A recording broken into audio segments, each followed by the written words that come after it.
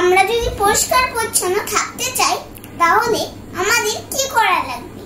আমরা সব সময় পরিষ্কার পরিচ্ছন্ন থাকবো। সেটা হচ্ছে আমরা দাঁত এবং হাত সব সময় পরিষ্কার রাখবো।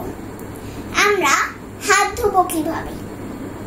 খাওয়ার আগে এবং পরে, আর ওয়াশরুম থেকে আসার পরে 20 সেকেন্ড হাত ধোবো। তাহলে হাতে আর কোনো জীবাণু থাকবে না।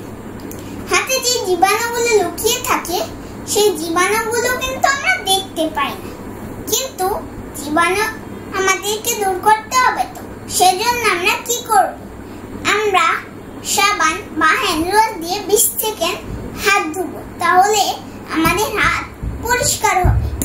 আর আমরা যদি দাঁত পরিষ্কার পরিচ্ছন্ন থাকতে চাই তাহলে আমরা কি করব? সকাল এবং রাতে আমরা দাঁত ব্রাশ করব।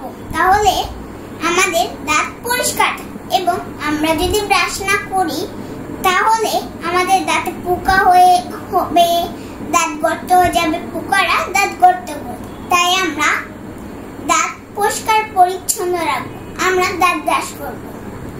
এবার আরেকটা কথা বলবো, সেটা হচ্ছে হাঁচি কাশি। তাহলে শুরু করলাম।